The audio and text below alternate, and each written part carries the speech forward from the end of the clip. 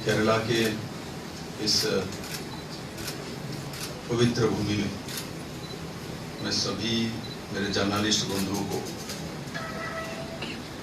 त्रिपुरा वासियों की तरफ से शुभेच्छा ज्ञापन करता हूं।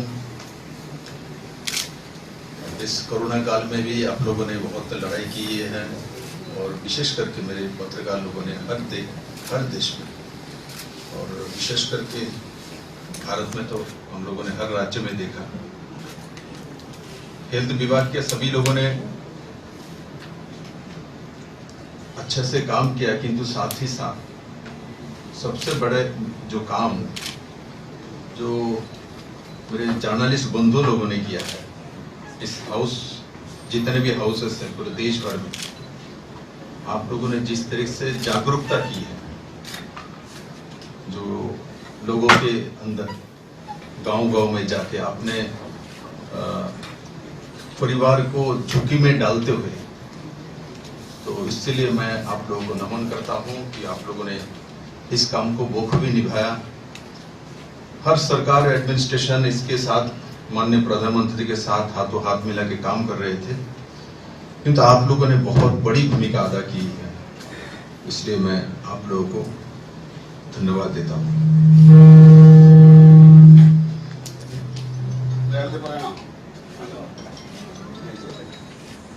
समझता है, हिंदी से समझता है। हम नॉर्थ ईस्ट बस सब हिंदी बोल लेता है, तो केरला कैसे नहीं? केरला तो बहुत फर्स्ट है। हमारे नॉर्थ ईस्ट के सभी सीएम हिंदी बोल सकता है, चाहे जोरामथंगा जी हो, चाहे अरुणाचल का सीएम हो, चाहे मेघालय का सीएम हो, नागालैंड के सीएम हो, सब लोग हिंदी बोलता है। हमारा राष्ट्रभाषा बोलना चाहिए। मित्रों, मुझे एक बात आप लोगों से शेयर करना है। त्रिपुरा में 25 साल लगातार कम्युनिस्ट रहे हैं, लंबे समय। केरला में ऐसा नहीं हुआ। केरला में हर 5 साल में चेंज होती है, यूडीएफ, एलडीएफ। और किसी ने कल्पना नहीं की थी तो 2018 में शून्य से और एकोक संख्यागरिष्ठ सरकार बनेगी त्रिपुरा में, और त्रिपुरा के जनता ने करके दिखाया। वहां कम्युनिस्ट को 50% नहीं, इसको ऊपर वोट मिलती थी, और अपोजिशन में कांग्रेस थी। बीजेपी 1.5% के ऊपर नहीं उठ पाती थी। तो ऐसा क्या हुआ? तो 2018 में 3 मार्च को जब रिजल्ट आई, इतना बड़ा जीत भारतीय जनता पार्टी की माननीय प्रधानमंत्री जी के नेतृत्व में हुई है। मैं ये बात केरल वासियों को बताना चाहता हूं। ये कांग्रेस और कम्युनिस्ट ऑल्टरनेटिव बात है। बेसिकली कांग्रेस और सीपीएम ऐसा नहीं है। उधर इसलिए कांग्रेस कभी भी आ नहीं पा रही थी क्योंकि कम्युनिस्ट एक कट्टरवादी पार्टी है। दूसरा, केंद्र की कांग्रेस सरकार नहीं चाहती थी वहां कांग्रेस आए, क्योंकि पहला सरकार में कम्युनिस्ट की सपोर्ट थी यूपी गवर्नमेंट में, और वो प्रमाणित है। ये दो मिलके मिलीभगत सरकार चल रही थी, और त्रिपुरा के जनता भली भांति उसको जानती थी। जैसे उनको भारतीय जनता पार्टी के नाते और माननीय प्रधानमंत्री के नेतृत्व में कमिटमेंट मिला त्रिपुरा के लोगों को, तो त्रिपुरा के लोग निकल के आए। और मुझे उस समय राज्य के प्रदेश प्रेसिडेंट के नाते काम करने का मौका मिला, और हम लोगों ने मिलकर काम किया। लोग हमको क्वेश्चन करते थे, ये कहां से छोटा बच्चा आया है, क्या करेगा ये हमारी सरकार के सामने? 20 साल का सीएम बैठा हुआ है, 25 साल की सरकार। किंतु देखिए त्रिपुरा के पब्लिक को, उनको जैसे ही मौका मिला पूरे दुनिया को चमत्कृत कर दिया। और जीरो से सरकार बनेगी। तो मुझे केरला को प्रश्न है, जो केरला वासी क्यों नहीं कर सकता? यहां भी तो एलडीएफ यूडीएफ 5-5 साल आती है। ऐसा कौन सा डेवलप्ड हो गया केरला में? त्रिपुरा के पास तो इतना कुछ नहीं है। सबसे बड़ी बात है, केरला के पास चारों तरफ समुद्र है, कोचीन जैसा समुद्र बंदर है, इतने सब आपके पास माइंस है, मिनरल्स है, भूमि है, जंगल है, सब कुछ है। बड़े मात्रा में डॉलर रास्ता है। डॉलर के नाम लिया तो दूसरा डॉलर भी है यहाँ, मैं आऊंगा उसमें। पहले ओरिजिनल डॉलर का खत्म कर लूं। गल्फ से बड़े मात्रा में यहां विदेशी पूंजी भी आती है। त्रिपुरा में तो ये सब नहीं है। तो केरला का डेवलपमेंट क्यों नहीं हो रहा है? आज भी चिटागांग बंदरगाह जो बांग्लादेश में पड़ती है, तो वो एसओपी हुई है, अभी भी चालू नहीं है। उस दिन माननीय प्रधानमंत्री के जो मैत्री सेतु है बांग्लादेश और इंडिया के बीच में, त्रिपुरा के बीच में, उसका इनॉग्रेशन किया उन्होंने। और उसके बाद 70 kilometre from Tripura border Chittagong port, international port तो खुलेगी, तब जाके नॉर्थ ईस्ट के सबसे नियरेस्ट कोई राज्य है जिसके विद इन 70 किलोमीटर आपको पोर्ट मिलेगा। नहीं तो नॉर्थ ईस्ट के पास तो पोर्ट ही नहीं है। हमको ट्रांसपोर्टेशन कॉस्ट इतना देना पड़ता है। हल्दिया बंदर से गुवाहाटी का जो डिस्टेंस है बाय ट्रेन, वो 1600 किलोमीटर है, 1600 किलोमीटर है। और हमारे जहां हमारे चिटागांग पोर्ट खुलने के बाद वहां से डिस्टेंस सिर्फ 600 किलोमीटर है, मतलब 1000 किलोमीटर कम हो जाएगी गुवाहाटी से। किंतु केरला के पास ये है, तो केरला का क्यों डेवलपमेंट नहीं हुआ? हमारे यहां जैसे growth rate, gross state growth rate है, डोमेस्टिक प्रोडक्शन की 2019-20 में त्रिपुरा में 11.41%। हमारे सरकार आने के बाद, मैं पुराने सरकार के बारे में नहीं बोल रहा हूं, और केरला में 11.21%। क्यों कम है? साधन ज्यादा है, ग्रोथ कम है। मुझे केरला के यूडीएफ एलडीएफ दोनों को सब प्रश्न है, क्यों केरला वासी को पीछे ढकेल देते हैं? दूसरा, प्राइमरी सेक्टर में compound annual growth rate CAGR, primary sector between कब से है ये? 2019-20 तक त्रिपुरा में कितना है? 16.2%, whereas the same Kerala is 6.19%. क्यों केरला पीछे है? ग्रॉस डोमेस्टिक प्रोडक्ट में भी पीछे है, अब प्राइमरी सेक्टर में भी पीछे है, एमएसएमई एंड इंडस्ट्री सेक्टर उसमें भी त्रिपुरा 2019-20 तक 14.2% और केरला 9.73%। तो आप एमएसएमई इंडस्ट्री में भी त्रिपुरा से पीछे है। तो मैं ये भी बात बता देता हूं, प्राइमरी सेक्टर में कम्युनिस्ट गवर्नमेंट रहते हुए 25 इयर्स की कंटिन्यूअस सरकार, 20 इयर्स की लगातार सीएम, कितना था प्राइमरी सेक्टर में? 2017 तक उनकी 6.4%। त्रिपुरा में पर कैपिटा इनकम जब कम्युनिस्ट रहे हैं 1,04,444, 1,04,444 पर कैपिटा इनकम थी। हमारे सरकार आने के बाद मिडिल में 10 महीने हम लोगों ने काम नहीं कर पाए कोरोना के कारण से, 2 ही साल हमको मिली है। 2 साल में त्रिपुरा में 25% के ऊपर पर कैपिटा इनकम बढ़ी है। आज के दिन में त्रिपुरा में पर कैपिटा इनकम 2020-21 में 1,31,000 है। तो 1 लाख से 1,31,000 गए। अब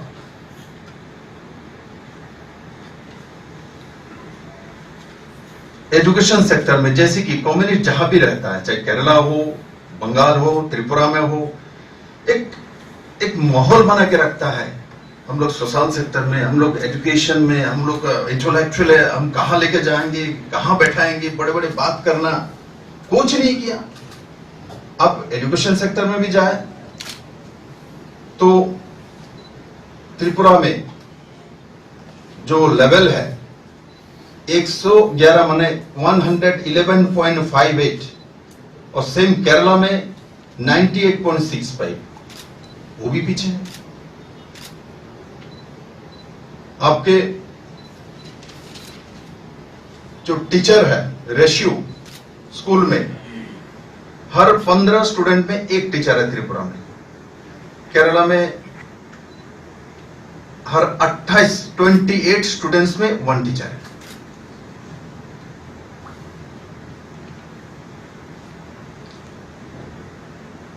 Adoption of the new education policy, National Education Policy 2020, Tripura government ने इसको 100% अडॉप्ट किया है, केरला गवर्नमेंट ने उसको अडॉप्ट नहीं किया है। एजुकेशन फाउंडेशन देने के लिए त्रिपुरा में बीजेपी सरकार आते ही कम्युनिस्ट में क्या थी, विप्लव देव बैठे हैं, आरएसएस का है तो सफरून कर देगा, क्योंकि खुद जो लालीकरण किया था।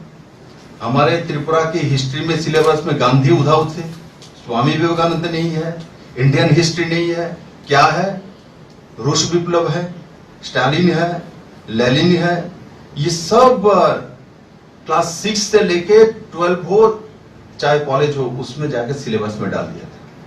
मैं नहीं कहता हूं जो इनको जानने का जरूरत नहीं है, मैं ये कहता हूं पहले अपने देश को तो जाने, गांधी को तो जाने, बाल गंगाधर तिलक को तो जाने, अब्दुल कलाम को तो जाने, उसके बाद जानो ना, कौन मना करता है। भारत ऐसा एक देश दुनिया को जानना चाहता है, क्यूरियोसिटी है हमारे अंदर।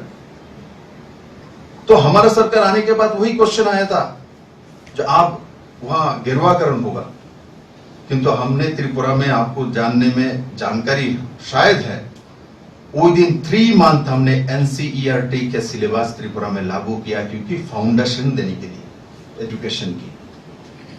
त्रिपुरा में लिटरेसी रेट ठीक ठाक है, अच्छा है, किंतु जब त्रिपुरा के बच्चे जब कोई ऑल इंडिया लेवल में कंपटीशन में जाता है तो उसमें जाके सिलेक्ट नहीं होता। कि क्या कारण है? क्योंकि एजुकेशन का फाउंडेशन लेवल खराब है। हमारे सरकार आने के बाद एक साथ गवर्नमेंट स्कूल में त्रिपुरा में 20 गवर्नमेंट स्कूल के एक साथ सीबीएसई सिलेबस लागू की, जो कि त्रिपुरा में एक भी सरकारी स्कूल में सीबीएसई सिलेबस नहीं थी।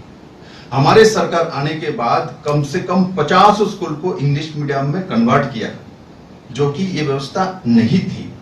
हमारे सरकार आने के बाद वहां बड़े मात्रा में ट्राइबल है। एकलव्य विद्यालय सिर्फ 4 थी, हमने 18 एकलव्य विद्यालय का इन प्रिंसिपल है, 10 का काम चल रहा है। हमारे सरकार आने के बाद हमने जो सुपर 30, एक तरफ तो फाउंडेशन दिया, दूसरी तरफ सुपर 30 एक स्कीम लाया। इसमें 10th एंड 12th की जो बच्चे हैं, जो ऑल इंडिया एग्जाम्स होती है, नीट हो और बाकी सब एग्जाम्स में, उसमें जाने के लिए जो मेरिट है, ऐसा 30 बच्चे को सरकार अपने तरफ से कोचिंग का पैसा देगा, सब खर्चा देगा। वो स्कीम हमने लागू की। साथ साथ लक्ष्य एक स्कीम हमने लागू की। उस स्कीम में यूपीएससी एग्जाम्स हो और भी ऑल इंडिया लेवल की हायर लेवल में जो एग्जाम्स होती है, उसमें सरकार कंप्लीटली 30 बच्चे का देता है पैसा, एवरीथिंग। उसके आप मुंबई आइए, कलकत्ता आइए, दिल्ली आइए, एयरपोर्ट से लेके आपके पढ़ाई तक, कोचिंग का, खाने का, रहने का सब बंदोबस्त त्रिपुरा सरकार करती। ऐसा पहले कभी नहीं थी त्रिपुरा में। और मुझे खुशी है इसमें आजकल बच्चे जाता है, गरीब बच्चे। और इस बार जो यूपीएससी एग्जाम में एक लड़की मेरी लक्ष्मी है, इसमें सिलेक्ट हुई है और वो हमारे स्कीम से आई है, जो कि त्रिपुरा में यूपीएससी में एग्जाम में बैठना बहुत बड़ी बात है। एक्सपोजर नहीं थी, किंतु आजकल उस दिशा में त्रिपुरा चल पड़े हैं।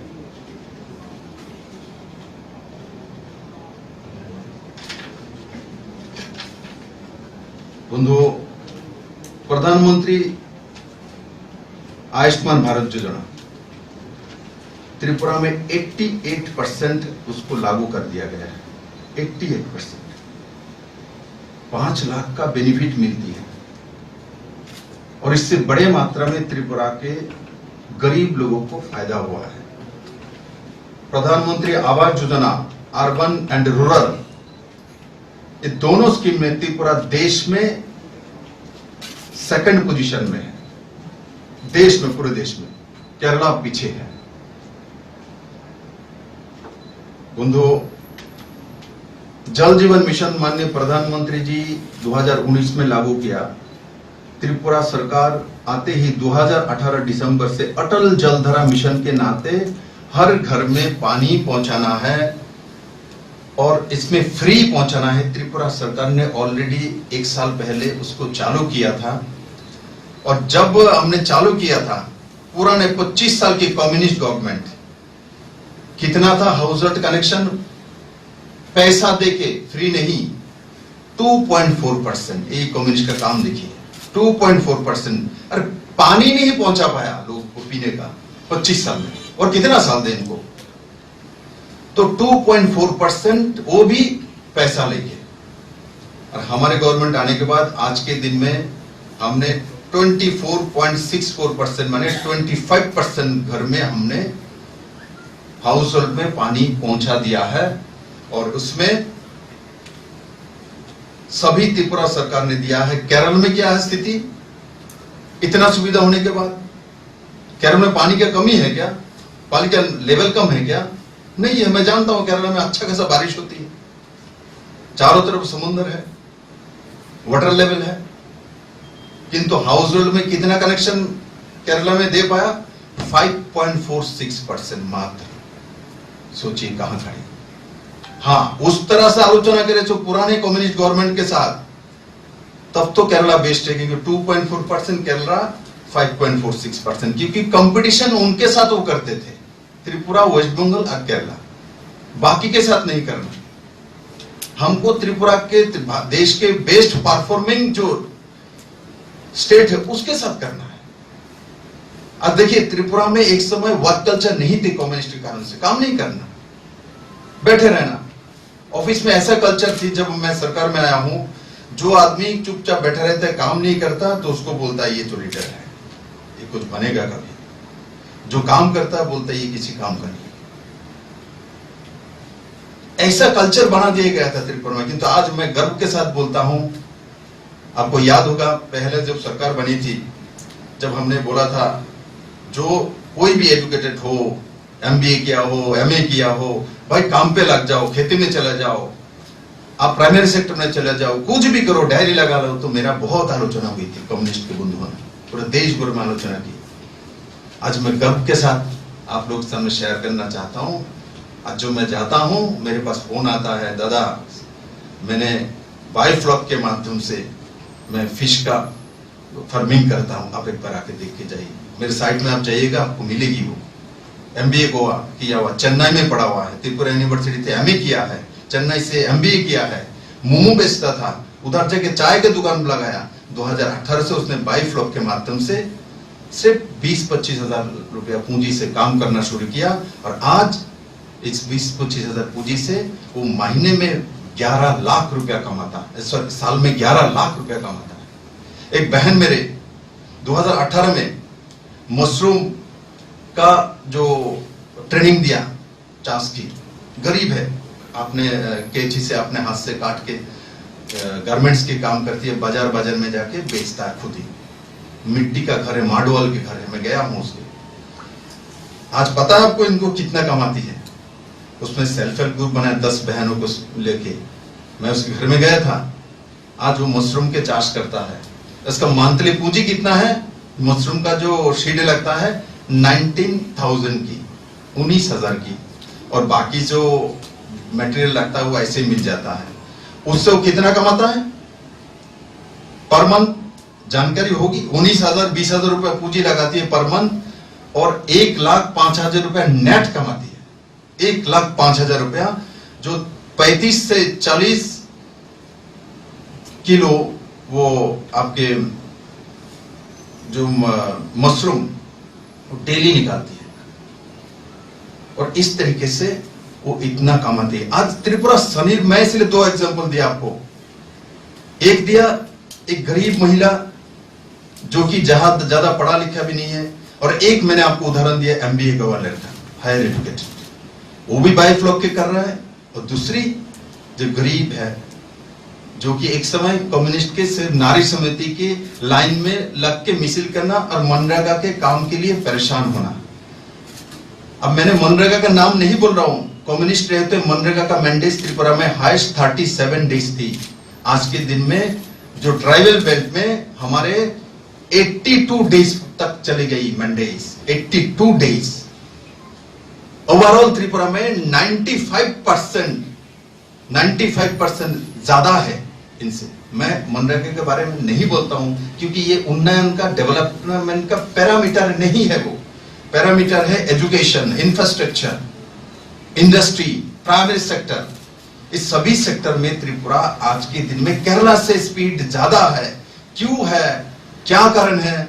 कारण है नरेंद्र भाई मोदी, विजन, टाइम लिमिट, काम करना, इंप्लीमेंट करना। सेंट्रल स्कीम को कैसे इंप्लीमेंट करता है मैं आपको दिखाता हूं।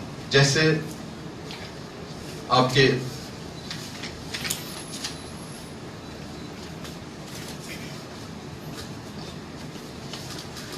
One card one nation Kerala में लागू हो गया क्या मेरे मित्रों? लागू हो गया। मेरे त्रिपुरा में भी लागू हुआ। ईपीडीएस सिस्टम, जो राशनिंग सिस्टम में जो बायोमेट्रिक सिस्टम लागू हो गया क्या? पूरा लागू हो गया। त्रिपुरा में भी लागू हो गया। सॉइल हेल्थ कार्ड यहां 100% हुआ क्या? सॉइल हेल्थ कार्ड किसान के लिए त्रिपुरा में 100% हो चुकी है। ईपीडीएस सिस्टम 100% हो चुकी है। सौभाग्य योजना के माध्यम में इलेक्ट्रिफिकेशन हमारे यहाँ 100% हो चुकी है।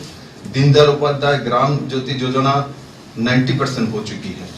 BPL service contractor, LT consumer metering जो कि प्रीपेड मीटर्स हमारे यहाँ 100% हो चुकी है। आधार कार्ड ये आपके यहाँ 100% हो चुकी है क्या? मुझे लगता नहीं 100%। मेरे त्रिपुरा में 88.50% हुआ है आधार कार्ड। जनधन अकाउंट, सभी फैमिली के अकाउंट त्रिपुरा में है 100% हो चुके हैं। आयुष्मान भारत का जो ई कार्ड है 86.56% हो चुके हैं। ओडीएफ 100% हो चुका है। Solid waste collection Tripura urban area से 90% हो चुकी है। Distribution of free gas collection Ujjwala Yojana के माध्यम से 96% हो चुके हैं। एनसीईआरटी के सिलेबस 3 महीने के 100% हो चुके हैं। क्लास 9th में उठने के बाद सभी सरकारी गवर्नमेंट स्कूल में सभी लड़कियों को बाइसिकल पहले नहीं दिया जाता, SC ST को दिया जाता था, बीपीएल को अभी 100% सबको दिया जाता है। उसको सोशल पेंशन जो हमारे त्रिपुरा में प्राय 4 लाख सोशल पेंशन मिलता है। 37 लाख त्रिपुरा वासी है, इनमें 4 लाख सोशल पेंशन होती है। हमारे सरकार का वादा था जो हम 2000 करके उनको करेंगे, तो फर्स्ट किस्त में इसको एक साथ 4 लाख को 1000 कर दी गई है, 100% कर दी गई है। मेरे मित्रों, ऐसा बहुत सारी योजना त्रिपुरा सरकार ने लागू करके रखा है। और साथ साथ मुझे कुछ सवाल केरल के सरकार को भी करना है। भाई आप किसान बिल की विरोध करते हो, इसके लिए सुप्रीम कोर्ट में चले गए। आपके यहां क्या है? आपके एपीएमसी क्यों नहीं लागू है ढंग से? आपके यहां मिडिलमैन क्यों है? दूसरी तरफ आपके यहां किसान अपना जो पेड़ी है, धान हो, जो भी हो, दूसरी जगह में बेच सकता है, तो ये तो किसान बिल में वही लिखा हुआ है। तो ये जो लोगों को भ्रमित करना, किसानों को, मैंने एक टीवी चैनल में इंटरव्यू दिया था नेशनल, तो उसमें मैंने जो किसान आंदोलन कर रहा है दिल्ली में, मैंने उनको आमंत्रित किया था, जो त्रिपुरा सरकार आपके पूरा खर्चा देंगे, आप एक बार त्रिपुरा में आइए। और कम्युनिस्ट जो बोलता है उसके बारे में किसान को बोलिए त्रिपुरा के। तो 25 साल तो वहां किसान का संगठन होती थी, पूछिए ना उनको आंदोलन में जाएगा क्या नहीं। मेरे त्रिपुरा से कोई किसान आंदोलन में नहीं गए, 2-4 नेता गए जो कि किसान नहीं है। मैंने देखा ट्रैक्टर में लाल फ्लैग लेके घूम रहा है, इसके बाहर त्रिपुरा से एक किसान लेके नहीं जा पाया। तो 25 साल रहने के बाद एक भी किसान गए नहीं, क्या कारण है? कारण किसान जानता है ये लोग किसान को धोखा देता है।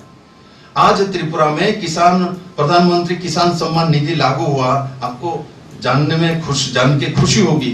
त्रिपुरा में 271 करोड़ रुपया गरीब किसानों के पास गए हैं और इसमें 2,31,000 किसान परिवार, 2,31,000 फार्मर्स इन्वॉल्व है। इनके सबके अकाउंट में 6,000 करके जाती है पर ईयर। इसमें कोई कमीशन नहीं ले सकता है क्योंकि त्रिपुरा में 175 जो सर्विस है वो ऑनलाइन है। त्रिपुरा में सिंगल विंडो सिस्टम है। विदिन 7 डेज, विदिन 15 डेज आप कोई भी प्रोजेक्ट लगाने के लिए जाओ, एक जगह में आप पेपर जमा करोगे, ऑनलाइन में करोगे, आपको परमिशन मिल जाएगी। और परमिशन समय के अंदर नहीं दिया, जिस डिपार्टमेंट में पेंडिंग है, जो भी कंसर्न ऑफिसर है, पर डे उसके ऊपर 1,000 रुपए जुर्माना होती है, हाईएस्ट 25,000 तक। त्रिपुरा में डिजिटाइजेशन करके रखे हैं। हमारे जो डिपार्टमेंट है 36 डिपार्टमेंट ऑनलाइन हो चुकी है। हमने जागरूक त्रिपुरा जो ऑनलाइन के माध्यम से एक वेबसाइट हमने खुला, उसमें आप अपने बारे में सब लिखिए, अपना एजुकेशन, अपना हाइट, अपने आधार कार्ड नंबर, अपने क्वालिफिकेशन, तो अपने आप कौन सी स्कीम में है, कौन सी स्कीम मिल सकता है आपको बताएगा, मिल जाएगा आपको। पूरे देश में 3 स्टेट ने किया है, कर्नाटका, बिहार और त्रिपुरा में, और भारत सरकार ने भी इसको किया है। तो इस तरीके से हम लोग ये काम कर रहे हैं। और साथ ही साथ मैं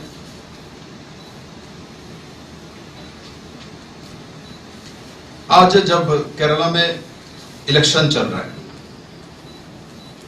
मैं आपके माध्यम से केरला वासियों को बताना चाहता हूं, अभी सही समय है आपको निर्णय करने की। मुझे देखिए, मेरे जैसा छोटा सा कार्यकर्ता आज मुख्यमंत्री के नाते काम करता हूं। मुझे एक समय बोला गया था, जो नया आदमी है 25 साल की सरकार को कैसे हटाएगा, कैसे काम करेगा, बीजेपी यह कर सकता है क्या? किंतु नरेंद्र भाई मोदी के नेतृत्व में वो करके दिखाया। एकमात्र बीजेपी ही कर सकता है जीरो से सरकार, बाकी नहीं कर सकता, ये भी सच है। ये कांग्रेस नहीं कर सकता, कम्युनिस्ट नहीं कर सकता, इनकी बस की बात नहीं है। इतिहास भारतीय जनता पार्टी के नाम से ही है, आगे जाके किसी के नाम से होगा क्या नहीं मुझे पता नहीं। आज के दिन में ये सत्य है, जीरो से सरकार बनाने का जो श्रेय ये भारतीय जनता पार्टी के जाती है। ये सरकार, ये पार्टी ये कर सकती है। बंधुओं, अब बताइए, एक देश है जिसमें 1 कार्ड 1 नेशन, 1 ग्रिड 1 नेशन हो गया, उस देश में कैसे मैं मान लूं? बंगाल में भी इलेक्शन हो रहा है, बंगाल के इलेक्शन में कांग्रेस सीपीएम एक साथ है, मैंने यूटीए पर एडे हुआ इकट्ठा है। केरला में आके बोलता हम अलग है, क्योंकि भागाभागी है। इस 5 साल मैं खाऊंगा, उस 5 साल आप खाओ। केरला के लोग क्यों मान रहे? मुझे आपके माध्यम से सवाल है, केरला में से क्यों मान रहे हो? त्रिपुरा ने तो नहीं माना। और बंगाल में पहली बार कांग्रेस और सीपीएम इकट्ठा हुआ, ऐसा नहीं है, इससे पहले भी हुई थी, किंतु बंगाल के लोगों ने उनको नकार दिया है। इस बार भी हुई, बुरी तरह न करेगा तो केरला क्यों नहीं? केरला वासियों के सामने आगे क्वेश्चन था, भारतीय जनता पार्टी कहां है? आज भारतीय जनता पार्टी हर प्रदेश में है। हमने एनडीए के 140 सीट में प्रार्थी दिया है, 115 में हमारा कैंडिडेट है, इनमें से 3 सीट बाकी है, वो भी हो जाएगी। हमारा स्थिति ठीक है, अच्छा है। अरे यहां तो तब भी काउंसिलर है। मैं जब एयरपोर्ट में उतरा तो मुझे बोला मैं 9 बार का काउंसिलर हूं, मैं 3 बार का काउंसिलर हूं। अरे मेरे यहां काउंसिलर कुछ नहीं थे, सिर्फ 141 पंचायत मेंबर थे। और लास्ट में जाके मोदी जी जब सत्ता में आए 2014 में, उसके बाद पंचायत इलेक्शन त्रिपुरा में हुई थी, तो मोदी लहर चल रही थी, तो सीपीएम कांग्रेस से आके अपने आप ही नॉमिनेशन डाल दिया और डाल के 4 पंचायत में बीजेपी आ गया। बेसिकली वो लोग बीजेपी कभी किया ही नहीं था, कि मोदी लहर थी, मोदी जी के को वहां लेके जाना, ऐसा एक मानसिकता बनी हुई थी 2014 में। तो उसमें मैं इस तरीके से 4 पंचायत है, बेसिकली बीजेपी ने मेहनत करके उस 5-4 पंचायत को जीता, ऐसा नहीं है।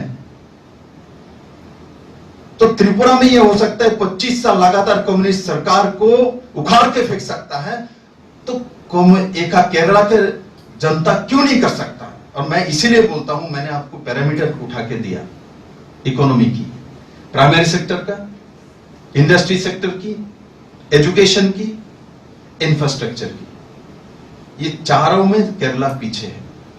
क्यों पीछे रहेगा? अरे मेरे पास ऐसा भूमि मिल जाता ना, भारतीय जनता पार्टी कहता 5 साल में नरेंद्र मोदी बदल देगा केरला को।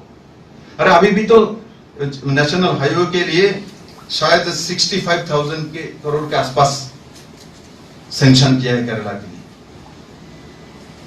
बड़े मात्रा में ट्रांसपोर्टेशन की व्यवस्था होने के लिए।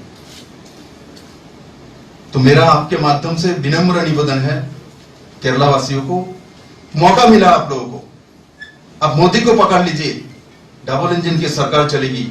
आज त्रिपुरा में देखिए किस तरीके से त्रिपुरा को पीछे लेके जा रहा था, आज त्रिपुरा एक नया दिशा लेके ऊपर उठ रहा है, हर सेक्टर में, हर सेक्टर।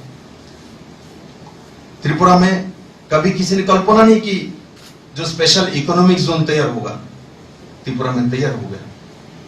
लॉजिस्टिक हब त्रिपुरा में तैयार होगा। आईसीपी एक ही जगह में एक साथ माननीय प्रधानमंत्री ने दिया है। उस दिन आपने देखा त्रिपुरा छोटा स्टेट है, केरला के डिस्ट्रिक्ट के बराबर है, वह 3,500 करोड़ की उन्होंने 9 मार्च को, हमारे 3 साल जब पूरा हुई थी, वर्चुअल रैली की थी, 3,500 करोड़ की 4 प्रोजेक्ट उन्होंने पाथरशिला रखा, फाउंडेशन स्टोन, और 5 प्रोजेक्ट उन्होंने इनॉग्रेट कर दिया। तो इस तरीके से त्रिपुरा में काम हो रहा है। तो मैं केरला वासी को विश्वास दिलाना चाहता हूं, आप लोग आइए, घर से निकालिए, एक सिस्टम में, एक ट्रैक में चलना छोड़ दीजिए। आज हम बुलेट ट्रेन की बात करते हैं, क्यों हम पुराने सिस्टम में चलेंगे? इसमें चल के केरला को क्या मिला है? केरला के लोगों के पास मेहनत करने का जो तजुर्बा है पूरे देश में किसी के पास नहीं है, सच्चाई है।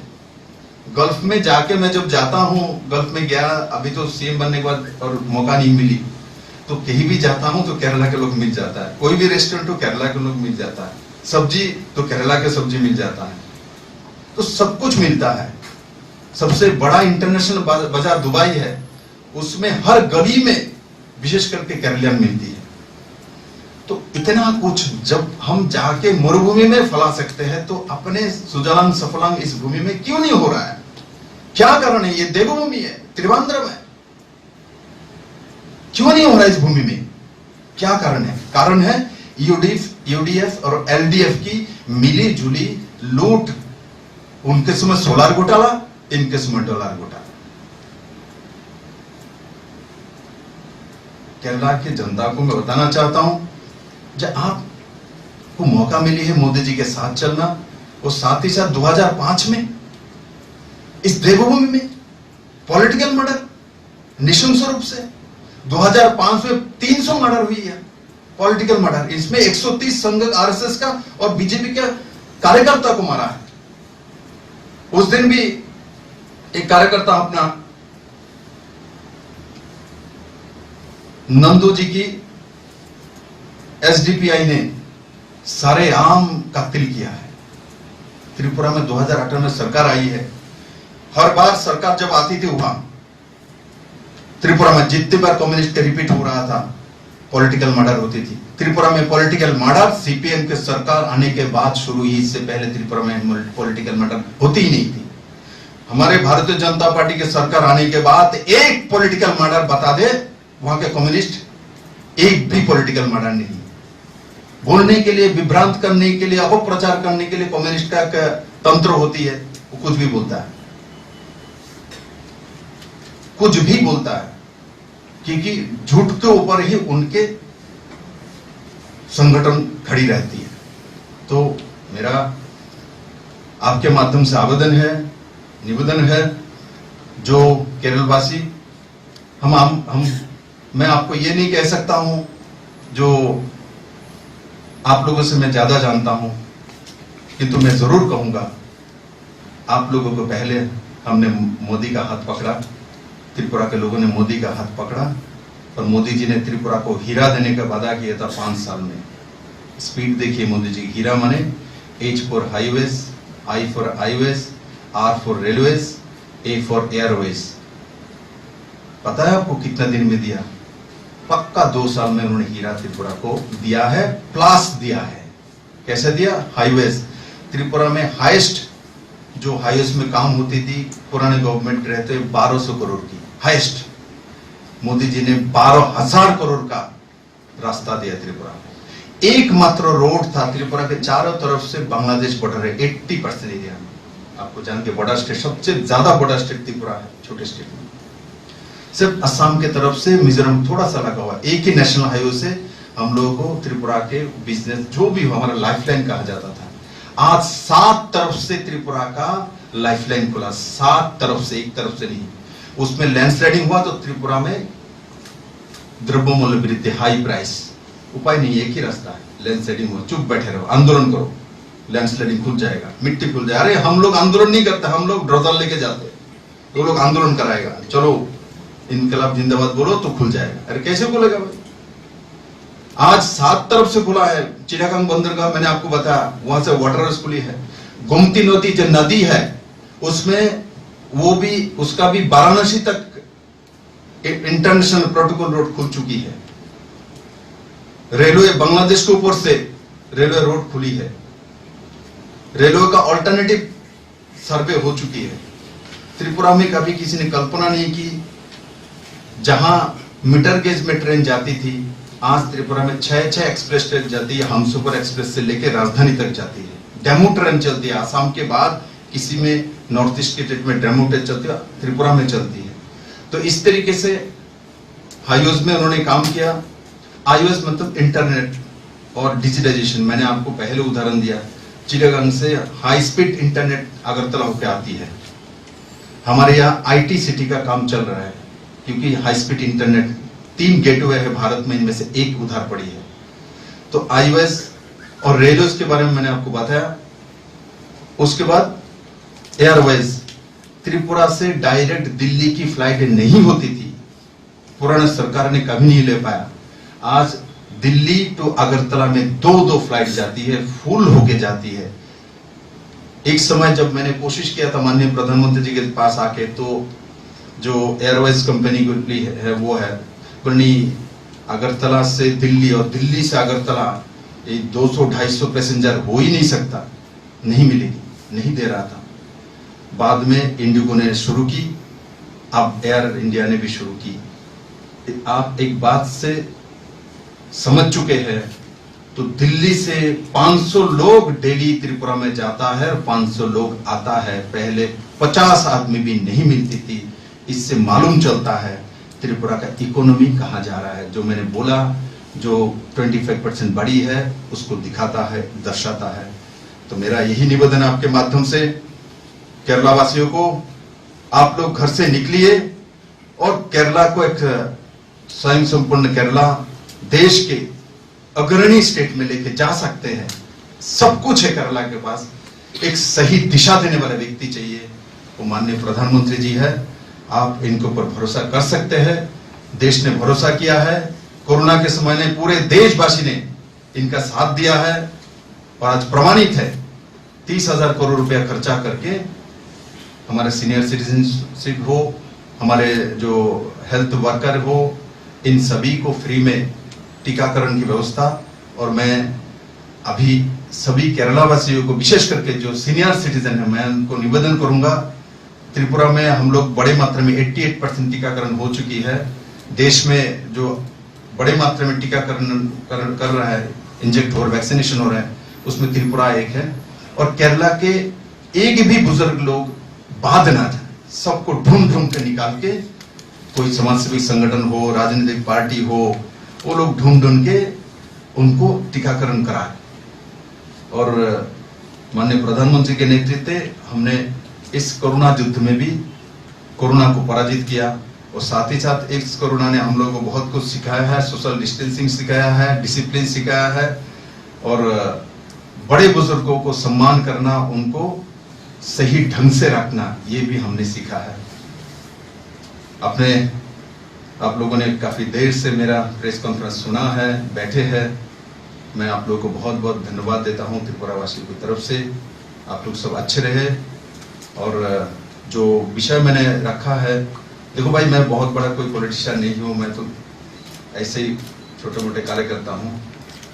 तो आप लोग बड़े बड़े पॉलिटिशियन का इंटरव्यू लेते हैं, प्रेस कॉन्फ्रेंस करते हैं, तो मुझे लगता है मुझे एक बार मौका मिला आपके सामने कुछ बोलने का, कुछ रखने का, मैंने रखा है। तो मैं आशा करता हूं इस बात को सही लगता है तो आप जनता के सामने लेके जाएंगे। और बाकी जनता सर्वोपरि है। मैं पब्लिक को दोबारा निवेदन करूंगा, आप लोग मोदी के हाथ में दीजिए केरला। बहुत बार तो एलडीएफ यूडीएफ को दिया है, क्या मिला आपके सामने प्रमाणित है।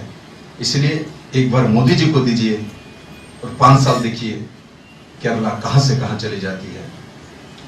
और मैं आशा करता हूं केरला वासी ये काम करने में सफल रहेंगे। सबको बहुत बहुत धन्यवाद।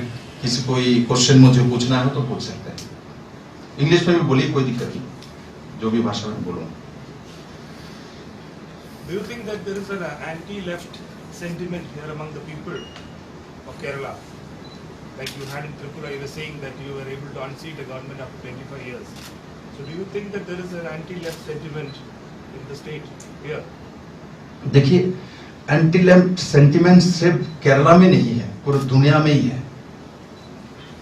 सिर्फ केरला तो बहुत, केरला के लोगों में मैं बहुत प्यार करता हूं, बहुत सम्मान करता हूं। मुझे केरला के लोग, सबसे बड़ी बात है क्या पता है, केरला के लोग, हम कहीं भी जाते केरला के बहनों को मिलती है सेवा में। केरला का बहन सबसे आगे, इतना मेहनत। कोई भी मैं देखता हूं, कोई हॉस्पिटल करना चाहे, कोई इंडस्ट्री करना चाहता है, तो केरला के लोगों को लाओ। अरे मेरे त्रिपुरा में केरला से बहुत सारी IAS ऑफिसर है, केरला से IPS ऑफिसर है, बड़े मात्रा में, और बहुत अच्छे काम करता है। तो इसलिए जो एंटी लेफ्ट देखिए, एक समय लेफ्ट अपना एक इज्म लेके, एक थ्योरी लेके आते थे। आज क्या है, लेन देन में अटक गया। त्रिपुरा में भी ऐसा ही है, सिर्फ लेन देन। तो केरला में भी यूडीएफ के साथ लेन देन 5 साल और एलडीएफ के साथ 5 साल, तो उसी में केरला क्यों पीसेगा। इसीलिए आप जो एंटी लेफ्ट, अरे लेफ्ट है तो तब तो एंटी कुछ होगा, लेफ्ट है ही नहीं है। हम एक सिस्टम चल रहा है, ऑल्टरनेटिव बात चल रहा है, लेफ्टिज्म नहीं चल रहा है केरला में। यह लेफ्टिज्म नहीं है, कार्ल मार्क्स ने यह नहीं कहा जो केरला में चलती है। कार्ल मार्क्स ने बोला क्या, ये मुझे दिखाइए, मुझे समझाइए, कहां है ये सब लिखा। तो ये एक अल्टरनेटिव बात चल रहा है। तो जैसे मैंने आपको उदाहरण दिया, जैसे सोलर घोटाला उन लोगों ने किया, तो इन्होंने भी पूरा करना है, इसलिए उन्होंने डॉलर घोटाला किया।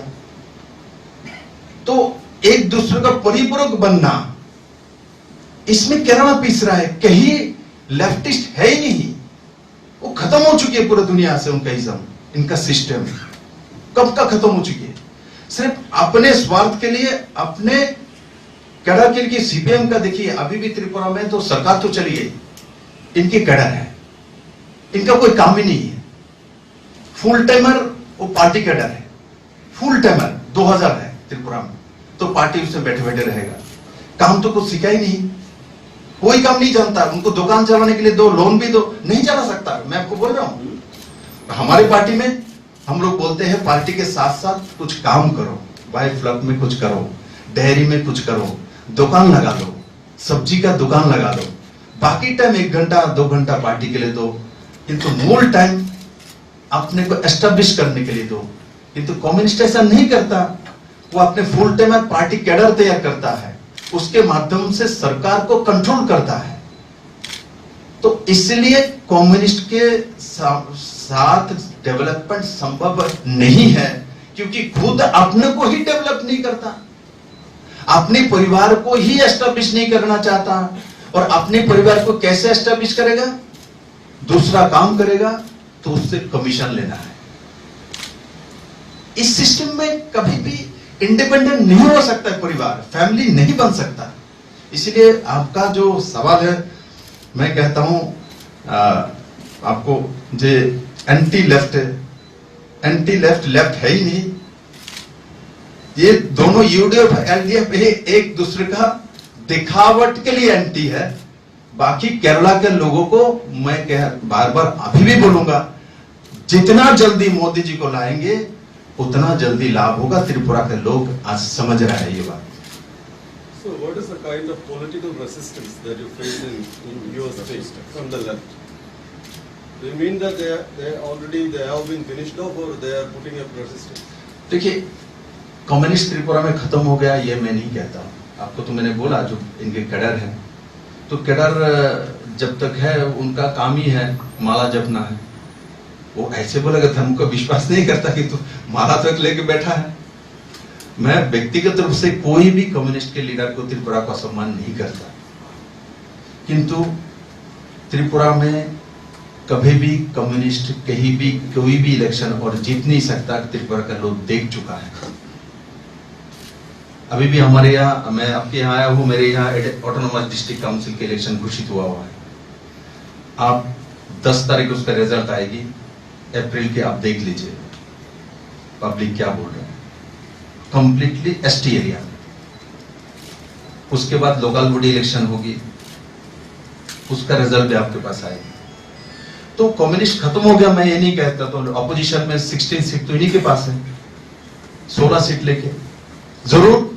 अभी 19 तारीख से मेरा असेंबली शुरू होगा, तो मैं देखूंगा क्या क्या बोलता है। ऐसे ऐसे क्वेश्चन करता है। मैंने आपको साथ शेयर करना, तो एनसीईआरटी सिलेबस जब हमने लाया था, तो मुझे नंबर 2 को जो कम्युनिस्ट नेता उठ के बोलता है, एनसीईआरटी सिलेबस जो आपने लाया है, इससे नया बुक्स आएगी, इससे जो बुक सेलर है इनका नुकसान हो जाएगा। आप कैसे उसको लागू कर रहे हैं? बुक सेलर का नुकसान हो जाएगा, इसीलिए मैं त्रिपुरा का फ्यूचर नहीं बनाऊंगा, मैं एनसीईआरटी सिलेबस नहीं लागू करूंगा। मैंने क्या बात बोलता है। उसके बाद हमने उनको बोला, देखिए जो बुक सेलर है ये बिजनेसमैन है, इनका नुकसान ना हो वो भी हम देखेंगे। ये दूसरा रास्ता है। इतने कितना परिवार होगा? 30, 40, 50, 100।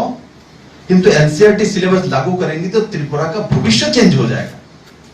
तो इनका सोच देखिए कहां है। उसके बाद मुझे दूसरा क्वेश्चन पूछता है, अपने दिसंबर जनवरी में हमारा सेशन होती थी स्टेट की, जो एग्जाम्स की 10th और 12th की, आपने तो इसको मार्च अप्रैल में लेके गया। तो ये जो दिसंबर से ये 3-4 महीना इसको कैसे कवर करेंगे? हमने बोला आपको समझ में नहीं आता। अरे मार्च अप्रैल में पूरे देश भर में सीबीएसई का सिलेबस है, उसमें लेके नहीं जाएंगे तो हमारे बच्चे जो कोचिंग में जाता है उसमें नहीं जा पाता है। तो ऐसे ऐसे सवाल करता है असेंबली में। मैंने देखा जो भी उनका एक माइंडसेट है, डेवलप नहीं करना, एक दिशा में बैठे रहना। बहुत सारी आपको मैं शेयर करना चाहूंगा, बहुत सारी बिल्स ऐसा थी 78 की, 80 की, 84 की केंद्र सरकार ने कर लिया, बाकी सब स्टेट ने लागू किया, त्रिपुरा में नहीं लागू कर रहा था,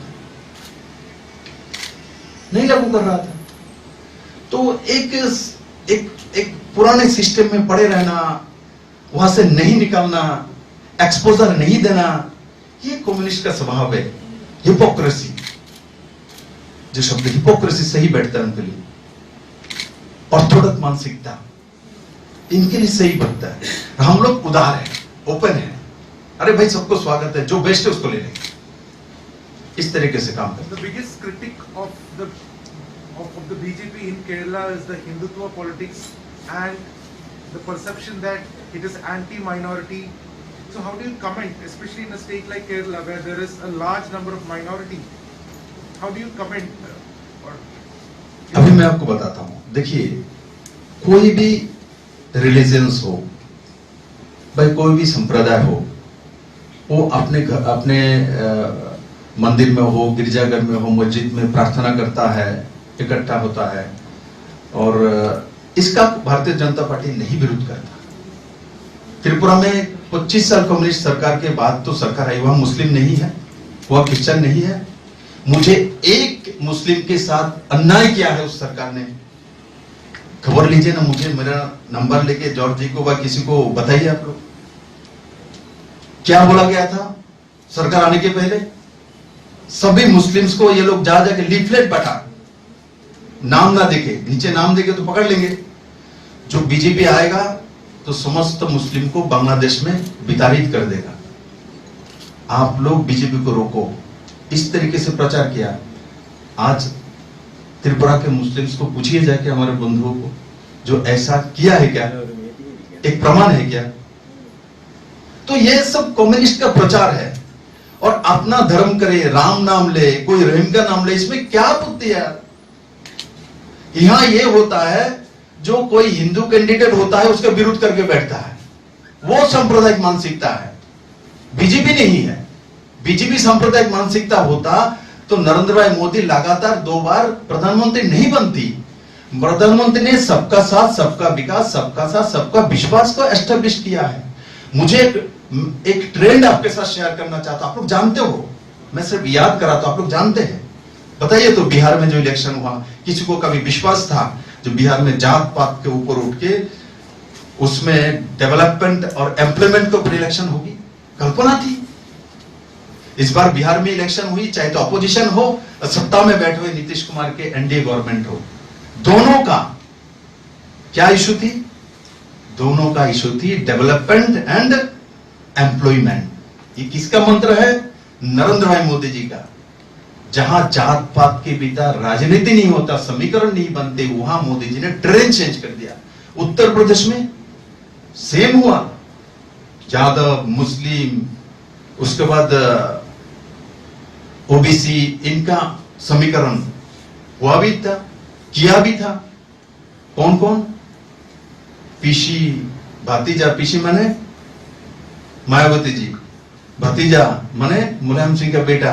ये सब समीकरण किया। बहुत आप लोग भी कंफ्यूज हो गए थे, ये समीकरण तो ऐसा बनता है, 3M में ये बनता है, यादव है, मुस्लिम है, उसका है, ये समीकरण, सब समीकरण ध्वस्त हो गया मोदी जी के डेवलपमेंट के ऊपर, सबका साथ, सबका विकास के ऊपर उत्तर प्रदेश के लोगों ने वोट दिया है। तो इसलिए पुराने जो ट्रेंड में राजनीति होती थी वो समाप्त हो चुकी, ये बोल के नहीं होगा। मैं आपके माध्यम से सभी केरला वासी को कहता हूं, आप त्रिपुरा के मॉडल को देखिए। त्रिपुरा में भारतीय जनता पार्टी सरकार आई है तो कोई भी क्रिश्चियन व कोई मुस्लिम के साथ कोई अन्याय नहीं किए। मैं कहता हूं एलडीएफ और यूडीएफ के कारण से जिस तरीके से जिहादी मानसिकता लेके आप लोगों को यूज किया जाता है, एक दूसरे को करते हैं, ये आपका भविष्य को खराब करता है, आपका केरला बनने नहीं देगा। तो इसलिए ये सब छोड़ के आप डेवलपमेंट के साथ चले आइए। मोदी जी के राज्य में ऐसा नहीं होता। मोदी जी ने जब गुजरात चलाया, आपने देखा किसने क्या किया, नहीं किया, वो प्रमाणित हो चुकी है। और आज गुजरात एक बहुत अच्छे डेवलप्ड स्टेट की तरफ आगे जा रहा है, प्रमाणित है। इसलिए जो प्रमाणित है उसको ऊपर बेस करके भविष्य निर्माण करना चाहिए। How many seats you expect from Kerala? देखिए, मैं तो सभी मांगूंगा, मैं तो बोलूंगा मुझे सभी सीट दे दे, क्योंकि जब हमारे सरकार 0 से बन सकता है, केरला में तो कुछ तो है। राजगोपाल जी तो है, हुआ ना, केरला तो शुरुआत करके बैठा हुआ है। त्रिपुरा में कुछ नहीं थी, वहां से सरकार बन गया, तो क्यों नहीं आशा करते केरला में सब सीट में जीत सकता है। ये जो समीकरण है, केरला में मुस्लिम इतना परसेंटेज है, क्रिश्चियन इतना परसेंटेज, हिंदू इतना परसेंटेज, अरे वो कुछ नहीं होता। त्रिपुरा में भी हम लोगों को यही समझाया गया था, इस सीट में 25% मुस्लिम, उस सीट में क्योंकि हमारे साथ बड़ी मात्रा में कांग्रेस सीपीएमसी लोग आए हैं, तो वो लोग उसी ट्रेंड में राजनीति करते थे। तो हम लोगों को यही सिखाया गया, नहीं इस सीट को ऐसा देखिए, उस सीट पे हम लोगों ने बोला। और माननीय प्रधानमंत्री के नेतृत्व ने यही सवाल बोले, हम तो अपना सबका साथ सबका विकास में जाएंगे, सबसे वोट मांगेंगे, कोई जात पात कुछ नहीं है, ना समीकरण करेंगे। हमने कोई समीकरण नहीं किया, 0 से सत्ता आ गई। समीकरण में पड़े रहेंगे तो एलडीएफ यूडीएफ आता रहेगा, समीकरण में पड़े रहेंगे तो एलडीएफ यूडीएफ का समीकरण बनी हुई है। जो इस 5 साल आप रहोगे, इस 5 साल मैं रहूंगा, इधर 1% वोट डाउन होता है तो ये आता है, इधर 1% बढ़ता है तो वो आता है। इसके बाहर ट्रेंड नहीं जा रहा है। इसलिए समीकरण में मत जाइए, आप जाइए मानसिकता में जाइए, मानसिकता चेंज कर ले। जो हमारे यहाँ जो मुस्लिम भाई है जो कि केरला का डेवलप चाहता है, जो मेरे क्रिश्चियन भाई है, और मैं कहता हूं धर्म के पंथ और धर्म के नाते लोगों को आइडेंटिफाई ना करें, इससे निकल चुका है देश। केरला भी निकल जाए, क्यों केरला को वहां बांध के रखे हैं? अरे कम्युनिस्ट तो बोलता है हम धर्म नहीं मानते हैं। वो तो एक समय पूरे मेरे राज्य में देखता हूं, जैसे मेरा नाम विप्लव कुमार देव है तो कॉमरेड विप्लव सारने में नहीं रखेगा, मैंने सब एक कॉमरेड हो जाएगा। बना पाया क्या? इस देश का अलग एक कल्चर है, संस्कृति है, उसको कम्युनिस्ट हरा नहीं सकते, ना हरा पाया। तो इसलिए आपने बहुत अच्छा क्वेश्चन मुझे पूछा, और मैं यही कहता हूं समीकरण में जाएंगे तो इनका लाभ होगा, समीकरण में नहीं जाएंगे तो आपकी सरकार बनेगी। किसकी सरकार? केरला के जनता की सरकार। अभी जो सरकार बनती है वो एलडीएफ और यूडीएफ की सरकार बनती है, और इसके पीछे कुछ जिहादी तत्व काम करती है। वो मैं नहीं बोल रहा हूं, आप लोग मुझसे ज्यादा जानते हो, प्रमाणित है। तो इसलिए केरला को उस बदनामी से निकालना है और आगे लेके जाना है, उस दिशा में हम लोगों को सोचना चाहिए। Do you think BJP's victory formula in Tripura is easily possible in Kerala? Why not? क्यों नहीं हो सकता है? बीजेपी विक्ट्री फॉर्मूला मैंने आपको तो शेयर कर लिया। No, because in Kerala, both UDF and LDF contesting each other for gaining power, not like that of Tripura. Yes.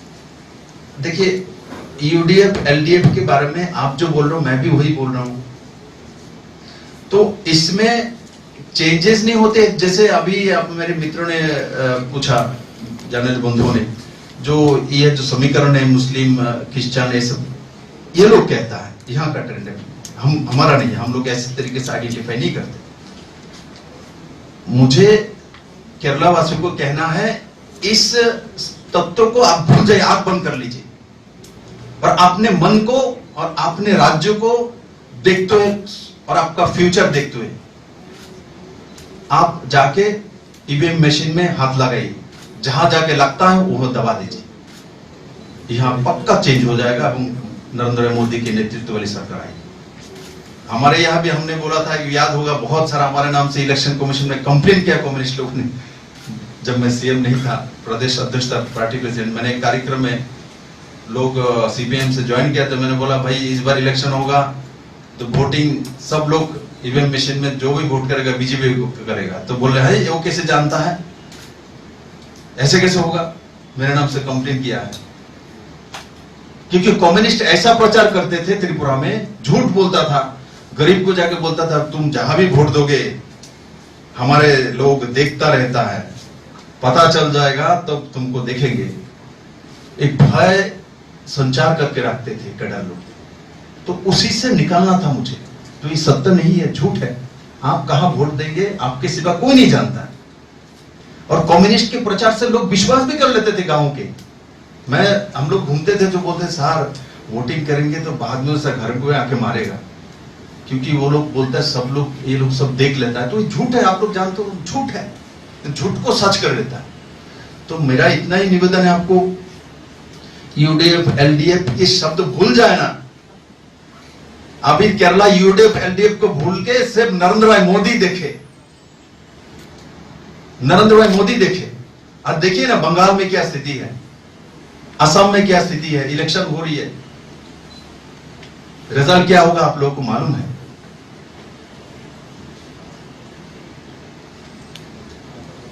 What all precautions have been taken internally by the party to achieve on Kerala?